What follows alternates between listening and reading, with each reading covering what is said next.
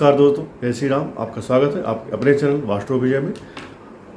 और मैं आपका फ्रेंड, मैं आपका वेब विजर, मैं आपका गाइड विजय मिश्रा।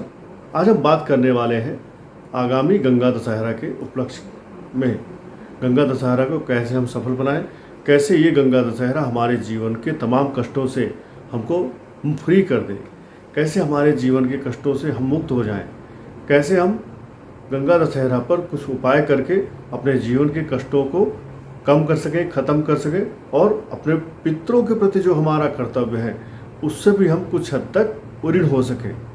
क्योंकि जिसके पितृ नाराज हैं वो कुछ भी कर ले, पितरों की बिना कृपा के आपके जीवन में कुछ भी अच्छा नहीं हो सकता।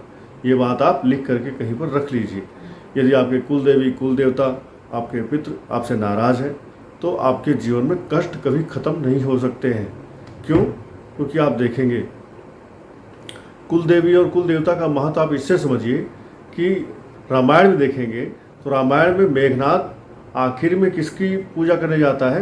अपनी कुल देवी निकुंभला की पूजा करने जाता है, जहाँ से वो एक दिव्य रस प्रकट होगा जिस पर बैठने के बाद कोई उसे मार नहीं सकता था। ठीक है, तो मेघनाथ जो इंद्रजीत था उसको भी आखिरी में अपने कुल देवी की पूजा करने के लिए कहा गया था। तो आपके कुल देवी कुल देवता आपके पितृ, इनका आपके जीवन में बहुत ही महत्व है।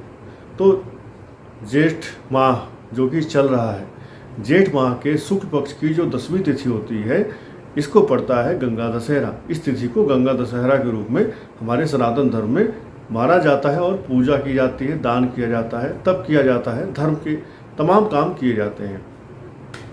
ज्येष्ठ माह की शुक्ल पक्ष की जो 10वीं तिथि है वो आ रही है नेक्स्ट संडे, जो कि है 16 जून 2024। 16 जून 2024 को गंगा दशहरा पड़ेगा। और गंगा दशहरा जब पड़ रहा है तो इसके साथ कुछ खास मुहूर्त भी पड़ रहे हैं। मुहूर्त कौन कौन से हैं? जैसे अपने आप में सर्वश्रेष्ठ और ऑटोमेटिकली सिद्ध मुहूर्त सर्वार सिद्धि योग, अमृत सिद्धि योग और सर्वदोष नाशक रवि योग, तीन योग पड़ रहे हैं इस गंगा दशहरा के दिन। और नक्षत्रों का राजा जो पुष्य है, पुष्य नक्षत्र, वो भी इस दिन पड़ रहा है। तो आपको इस गंगा दशहरा पर कुछ ऐसे उपाय जरूर कर लेने हैं जिससे आपके पाप ताप संताप और कष्ट दूर हो जाएं, आपको बाय बाय करके निकल जाएं। अब हर त्यौहार पर एक खास समय होता है, तो यहाँ पर सर्वार सिद्धि योग, अमृत सिद्धि योग और पुष्य नक्षत्र सुबह 11:13 तक रहेगा। अर्थात आपको गंगा दशहरा के दिन 11:13 तक स्नान दान जो भी करना है कर लेना है। और अगर नहीं कर पा रहे हैं, कुछ आपका लंबा प्रोग्राम है, ठीक है, जैसे शिव जी का आप रुद्राभिषेक करवा रहे हैं, तो एटलीस्ट 11:13 के पहले उस कार्यक्रम की शुरुआत कर लीजिएगा, सो दैट शुभ मुहूर्त में वो कार्य का शुभारंभ हो जाए। क्योंकि गंगा दशहरा एक ऐसा अबूझ मुहूर्त है, यहाँ पर आप कोई भी शुभ काम कर सकते हैं। नौकरी ज्वाइन करना है, बिजनेस स्टार्ट करना है, दुकान स्टार्ट करनी है, नामकरण करना है, आपको कोई रिंग सेरेमनी वगैरह करना है, किसी का रोका करना है, तो इन सब चीज़ों के लिए ये मुहूर्त अपने आप में स्वयं सिद्ध है। इस दिन पर पाणी ग्रहण संस्कार, जिसको शादी कहते हैं, केवल उसको करने के लिए मनाही है। क्योंकि पाणी ग्रहण संस्कार कब होता है? जब बृहस्पति और शुक्र उदय होते हैं। इसलिए केवल शादी को छोड़ करके बाकी कोई भी काम है वो समस्त कार्य आप इस दिन कर सकते हैं, प्रारंभ कर सकते हैं और अपने उस कार्य को आप आगे चलते हुए और बढ़ते हुए उत्तरोत्तर वृद्धि की तरफ जाते हुए देखेंगे। तो 16 जून 2024 को सुबह 11:13 के पहले आपको जो भी कार्य हैं या तो ख़त्म कर लेने हैं या तो शुरुआत कर लेनी है, सो दैट आपको इन कार्यों का, इन कर्मों का पूर्ण लाभ मिल सके। हालांकि रवि योग है, वो अहोरात्रि है, पूरा दिन है, पूरा रात्रि आपको मिलेगा, तो उसका भी फल आपको मिलेगा। ऐसा नहीं है कि 11:13 के बाद आप नहाएंगे तो आपका गंगा स्नान नहीं माना जाएगा, माना जाएगा। लेकिन जो खास योग बन रहे हैं वो खास योग आपको 11:13 तक ही दोपहर के मिलेंगे। अब गंगा जी का गंगा स्नान, गंगा दशहरा, इसका खास महत्व क्या है? इस दिन आप कोई भी कार्य करते हैं, कोई भी दान करते हैं, पुण्य करते हैं, तो उसका आपको कई गुना फल मिल जाता है। आपके किए हुए दान पुण्य का फल आपको कई गुना मिलता है।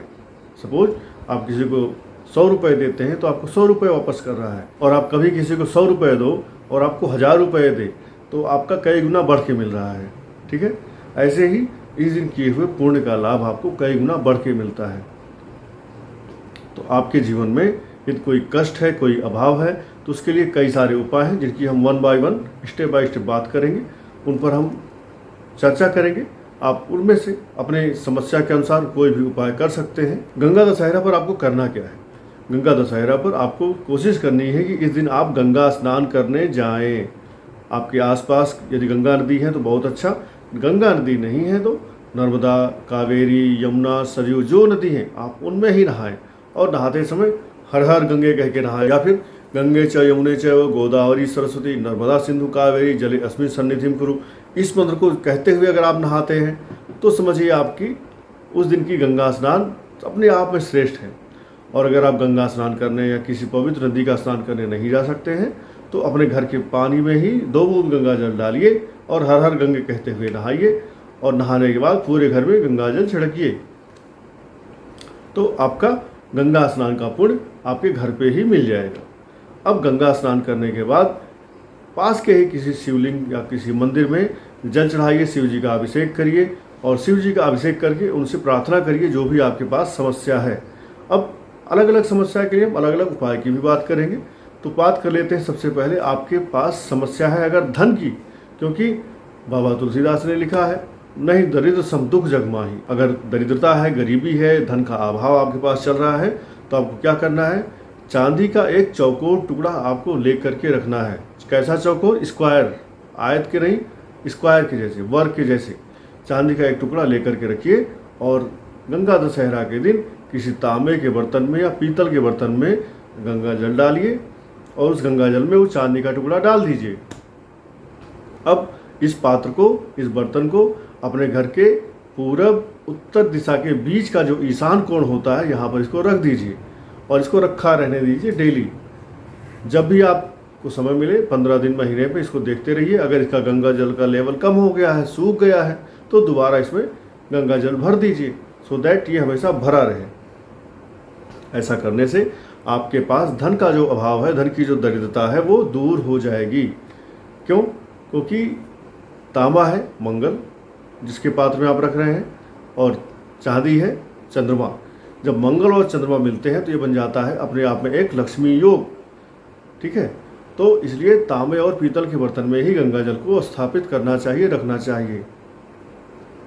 और गंगा जी है पानी, लिक्विड, और पानी भी चंद्रमा का ही एक रूप है। तो जब आप स्थापित कर लेते हैं गंगा जल में चांदी का एक टुकड़ा, तो आपके घर से जो धन का अभाव है वो खत्म हो जाता है। मेरी इस बात को नोट करिए और इस गंगा दशहरा पर ये उपाय करके देखिए। सफल ना हो तो हमें बताइएगा। अब अगर आप इस दिन आपके जीवन में बहुत सारे कष्ट चल रहे हैं, इधर उधर दाएं बाएं जहाँ देखते हैं आप वहाँ आपको कष्ट ही कष्ट दिखाई पड़ रहे हैं, समस्याएं ही आपको दिखाई पड़ रही हैं, तो क्या करें? गंगा जी नहाइए, गंगा स्नान करिए, साफ कपड़े पहन करके शिव जी का अभिषेक करिए, और मौसमी फल जैसे इस समय सीजन है आम का, तरबूजे का, खरबूजे का, ये दान करिए। और वहाँ पर जो भी पंडित पुरोहित पुजारी मिले या आपके घर के पास जो पंडित पुरोहित पुजारी हो, उनको आप मौसमी फल के साथ साथ पंखे का दान करिए, गुड़ का दान करिए, सत्तू जो होता है सत्तू का दान करिए, पानी का घड़ा लीजिए, घड़े में पानी भरिए, या विशेष होगा, खास होगा अगर आप पानी के घड़े में या सुराही में शरबत भर के दान करें। ठीक है, छाते का दान करिए, चप्पल का दान करिए। इससे आपके कष्ट कैसे दूर होंगे? इससे आपके पितृ जो हैं वो भी प्रसन्न होंगे, और आपके पितृ जब प्रसन्न होंगे इन सब चीज़ों को दान करने से, तो अल्टीमेटली आपके जीवन में जो कष्ट समस्याएं आ रही थी, चाहे वो कानूनी समस्याएं आ रही थी, चाहे वो फैमिली रिलेटेड इशू चल रहे थे, वो खत्म हो जाएंगे। और ऐसा करने से आपको अक्षय पुण्य की प्राप्ति होगी, वो पुण्य जो कभी भी कम नहीं होने वाला है, हमेशा वो अक्षय रहेगा। यदि आप भगवान विष्णु की कृपा पाना चाहते हैं इस गंगा दशहरा पर, तो गंगा स्नान करने के बाद 10 सेर गेहूँ और 10 सेर तिल का आप दान करें। तिल आप सफ़ेद का भी दान कर सकते हैं गंगा स्नान करने के बाद, और काले तिल का भी दान कर सकते हैं। सफ़ेद तिल का दान करेंगे तो इससे आपके पितरों की कृपा मिलेगी, काले तिल का दान करेंगे तो इससे आपको शनि और राहु की कृपा मिलेगी। और आप अगर आर्थिक उन्नति चाहते हैं, आपका काम, आपका नौकरी ग्रोथ पे नहीं जा रहा है, आपका व्यवसाय डाउनफॉल पे जा रहा है, प्रमोशन नहीं हो रहा है, आपकी नौकरी में खतरा आ गया, नौकरी छूटने वाली है, ऐसा आपको लग रहा है, तो गंगा स्नान करने के बाद, शिव जी का अभिषेक करने के बाद पास के किसी पीपल के पेड़ के पास जाइए, पीपल के पेड़ के सामने दिया जलाइए, जल चढ़ाइए और गंगा स्रोत एक सफ़ेद कागज़ पर लिखिए और पीपल की पूजा करने के बाद ये जो सफ़ेद कागज़ जिसमें आपने गंगा स्रोत लिखा है, इसको वही पीपल के नीचे दबा दीजिए, कहीं पर मिट्टी के नीचे। इससे आपके जीवन में आप देखेंगे आर्थिक उन्नति का रास्ता खुलना प्रारंभ हो जाएगा। अगर आपके जीवन में सुख और शांति का अभाव है, फैमिली रिलेटेड आपके टेंशन है, फैमिली इशू चल रहा है, हस्बैंड वाइफ में नहीं बन रही, पिता पुत्र में नहीं बन रही, आपके माता से नहीं बन रही, भाई बहनों से आपके नहीं बन पा रही है, उसके लिए आप क्या कर सकते हैं? उसके लिए आप शिव जी का अभिषेक करें विधिवत, दूध, दही, घी, शहद, चीनी से और गंगा जल से शिव जी का अभिषेक करेंगे। तत्पश्चात सूर्य देवता को आप रोली डाल के जल चढ़ाएंगे और सूर्य देवता के भी जल में आपको गंगा जल मिलाना है। इससे आपके पारिवारिक सुख का बढ़ोतरी आपको देखने को मिलेगा।